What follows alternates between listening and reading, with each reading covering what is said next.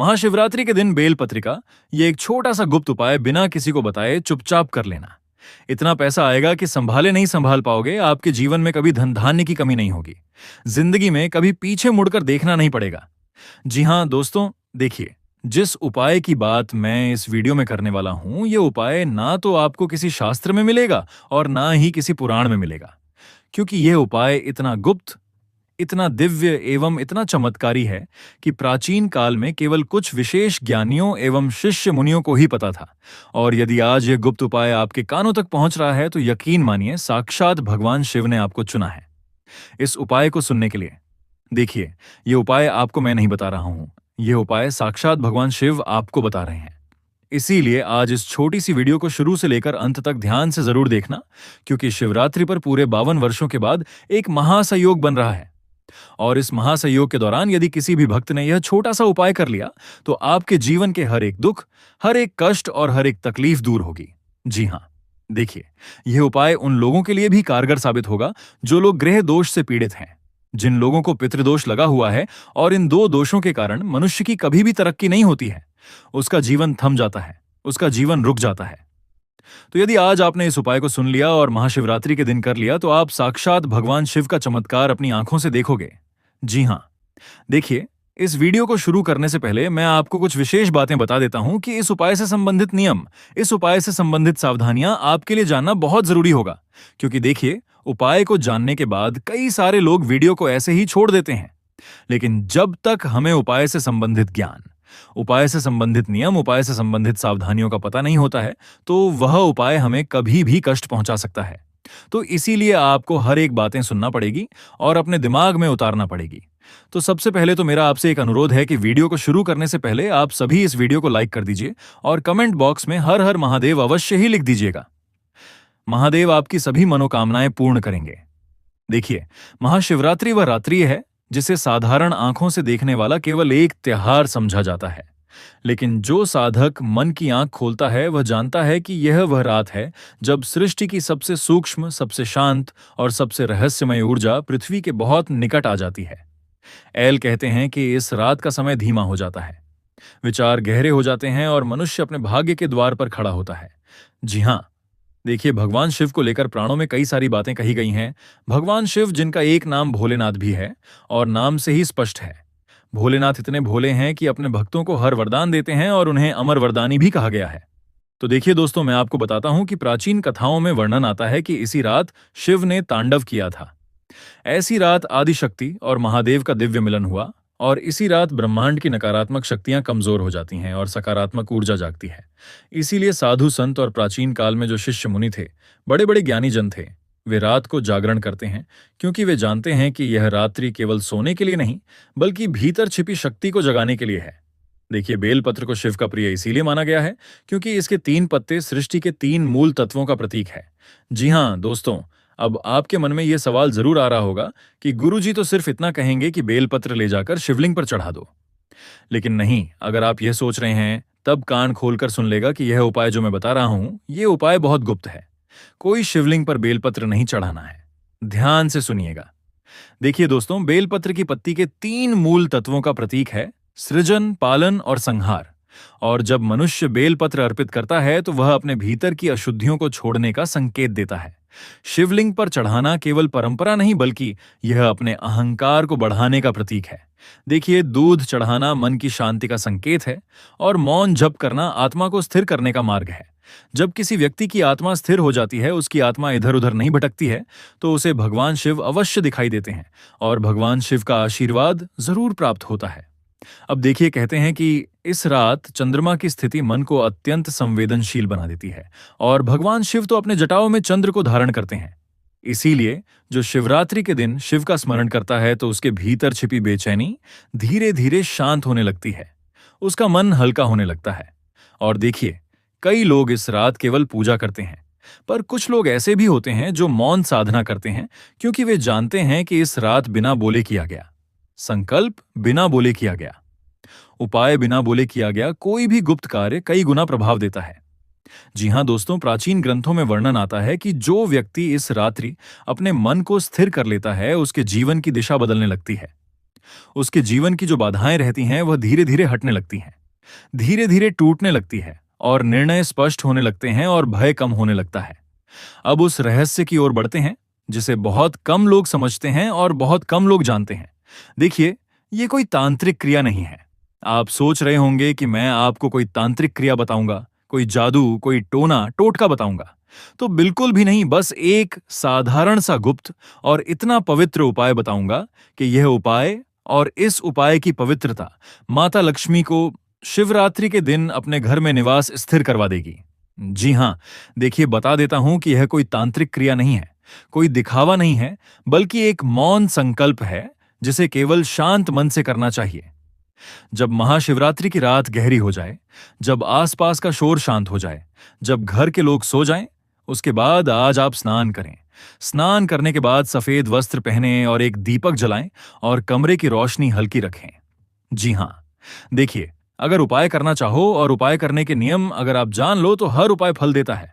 आज के समय में कई लोग ऐसे हैं जो सिर्फ उपाय कर लेते हैं, लेकिन उपाय से संबंधित नियम, उपाय से संबंधित कार्य, विधि, उपाय से संबंधित नीतियां नहीं सुनते हैं। तो देखिए, बता देता हूं कि कमरे की रोशनी हल्की रखें और हल्की रखने के बाद अब आपको क्या करना है कि जमीन पर बैठना है और रीढ़ की हड्डी बिल्कुल सीधे रखना है।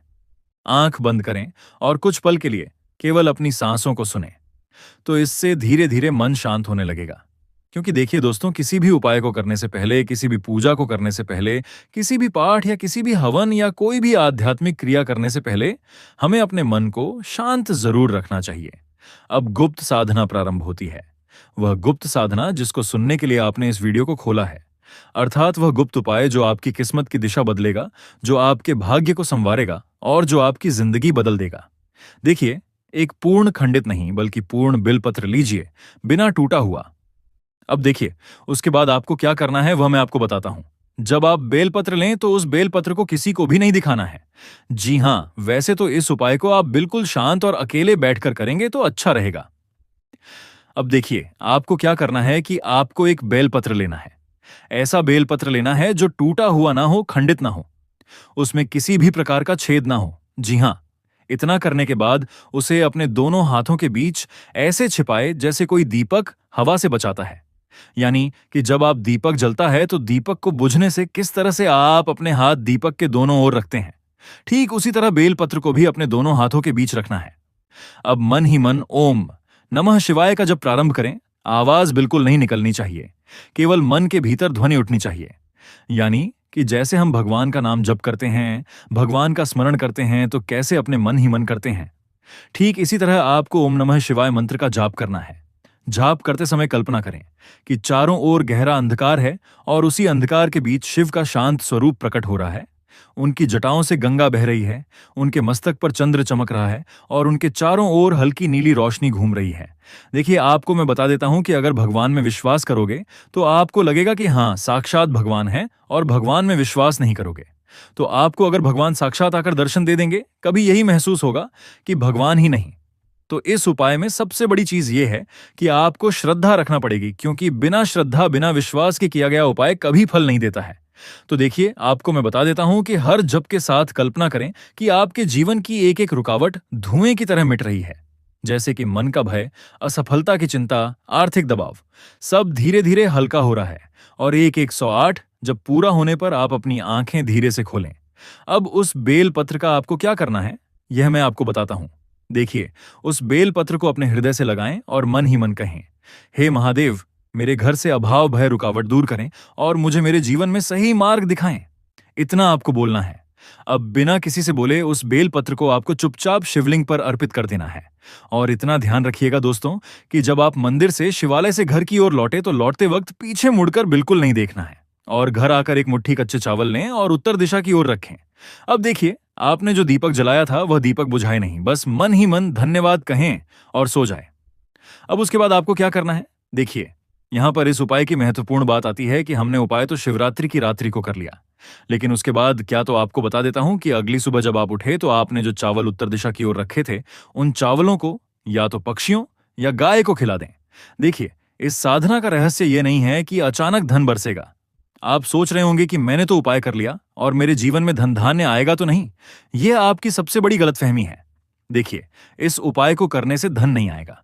इस उपाय को करने से आपके जीवन में जो मन की अशांति थी वह अशांति मिटेगी और आपका मन स्थिर होगा।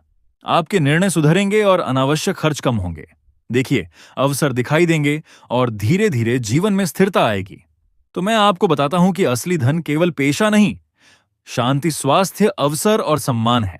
देखिए, पेशा एक व्यक्ति के बाद खत्म हो जाएगा, लेकिन जो शांति, जो स्वास्थ्य, जो अवसर हमें मिलेंगे और जो सम्मान हमें मिलेगा वह कभी भी खत्म नहीं होगा। और जब यह चारों साथ आते हैं तभी घर समृद्ध होता है। लेकिन शिव की कृपा शोर से नहीं, मौन से आती है। भगवान शिव ऐसे भगवान हैं कि उन्हें मनाने के लिए, उनसे मनोकामना पूर्ण करने के लिए हमें हमेशा शांत चित्त होकर, मन को स्थिर रखकर उन्हें मनाना चाहिए, उपाय करना चाहिए। देखिए, बता देता हूं कि शिव की कृपा शोर से नहीं, मौज आती है, दिखावे से नहीं, सच्चाई से आती है। तो जो इस रात शांत मन से शिव का स्मरण करता है वह कभी खाली नहीं रहता। धीरे धीरे चलता है पर सही चलता है और अंधकार से निकलकर प्रकाश की ओर बढ़ता है और अंत में केवल एक ध्वनि रह जाती है, हर हर महादेव। तो दोस्तों देखिए, अब इस उपाय के कुछ नियम और कुछ सावधानियां जो बहुत खास हैं वह जान लेते हैं, क्योंकि उपाय तो आपने जान लिया है, लेकिन आपको यह नहीं पता है कि इस उपाय को करने के बाद आपको कौन कौन से कार्य नहीं करने हैं और किन किन चीजों से आपको दूरियां बनाकर रखनी है। देखिए दोस्तों, इस उपाय से संबंधित पहला नियम यही है कि आप अपना मन शांत रखें। मन शांत रखना अर्थात स्पष्ट शब्दों में मैं आपको बता देता हूं कि देखिए, यह उपाय डर से नहीं करना चाहिए। अगर आप इस उपाय को करने से डर रहे हैं कि उपाय और फल की प्राप्ति की जगह कुछ अशुभ ना हो जाए, तो बिल्कुल भी नहीं। यह उपाय आपको डर के साथ नहीं करना है, लालच या जल्दबाजी में नहीं करना है, बल्कि श्रद्धा और स्थिर मन से करना है और आपको शुद्धता रखनी है। देखिए, स्नान करके साफ कपड़े पहने और साफ कपड़े पहनने के साथ साथ जगह भी साफ होनी चाहिए, क्योंकि देखिए, उपाय में पवित्रता रखना बहुत जरूरी होती है। कहीं ऐसा ना हो कि आप जिस शयन कक्ष में सो रहे हैं उसी शयन कक्ष में यह उपाय करने लग जाए तो नहीं। इस उपाय को या तो आप अपने घर के रसोई घर में करें या फिर हो सके तो जहां पर आपने अपने घर का मंदिर रखा हुआ है उस कक्ष में करें, क्योंकि वहां पर पवित्रता भी होगी और वहां पर देवी देवताओं का वास भी होगा। जैसे किचन में आप जानते ही हैं कि कितने तरह के देवी देवता विराजमान रहते हैं और भगवान का मंदिर में तो स्वयं देवी देवता बैठते हैं। और देखिए, शुद्धता रखनी है, आपको स्नान करना है, साफ कपड़े पहनने हैं। उसके बाद जो बेलपत्र हो वह एकदम सही हो, टूटा, सूखा या कीड़ा लगा। बेलपत्र इस्तेमाल ना करें और मौन जप करें। मंत्र मन में ही बोलना, आवाज नहीं निकालनी है और पूरे 108 बार इस मंत्र का जाप करें। इस मंत्र को अधूरा ना छोड़े और बीच में उठना नहीं है। दिशा का ध्यान रखें, चावल हमेशा उत्तर दिशा में ही रखें। समृद्धि की दिशा मानी जाती है और चावल मातल लक्ष्मी से संबंधित रखता है। और यह भी कहा जाता है दोस्तों कि जो इंसान भगवान शिव के शिवलिंग पर रोज एक दाना भी चावल का अर्पित करता है तो उसके सुख, शांति, धन, समृद्धि के मार्ग खुलते हैं। देखिए, इसे दिखावे, घमंड या दूसरों को प्रभावित करने के लिए ना करें। सबसे पहली चीज आप ध्यान रखिएगा और श्रद्धा कर्म उपाय के साथ साथ अपनी मेहनत और सही कर्म जारी रखें, तभी जीवन में संतुलन बनता है। देखिए दोस्तों, इसका नियम तो मैंने आपको बता दी, लेकिन इससे संबंधित सावधानियां भी मैं आपको बताता हूं कि अगर आप लालच के साथ उपाय करेंगे तो उपाय आपको कभी फल नहीं देगा। जैसे आप सोच रहे हैं कि मैंने उपाय कर लिया, तुरंत धन मिलेगा, ये सब सोचकर करेंगे तो मन भटकेगा और शांति नहीं मिलेगी। इसलिए इस उपाय को लालच के साथ नहीं करना है। इस उपाय को सच्चे श्रद्धा से, सच्चे दिल से और सच्चे भाव के साथ करना है। देखिए, डर के कारण ना करें। ये कोई तांत्रिक या नहीं, केवल ध्यान और एक संकल्प है, क्योंकि तांत्रिक क्रिया वह होती है जिसमें दूसरों का नुकसान हो और हमारा भला हो। लेकिन नहीं, ये सिर्फ उपाय है, तो इसमें किसी का बुरा नहीं हो रहा है। ये उपाय आप सिर्फ स्वयं के लिए करेंगे। अब देखिए, शिवरात्रि के दिन आपको मांस और मदिरा जैसी चीजों से दूर रहना है, क्योंकि यह अशुभ चीजें हैं। कम से कम उस दिन शरीर और मन को हल्का रखें। इस तरह की चीजों का सेवन ना करें और देखिए, गुस्से या उदासी में ना करें। बहुत बेचैन मन से साधना करने पर ध्यान नहीं लगता है और भगवान शिव का आशीर्वाद भी नहीं मिलता है।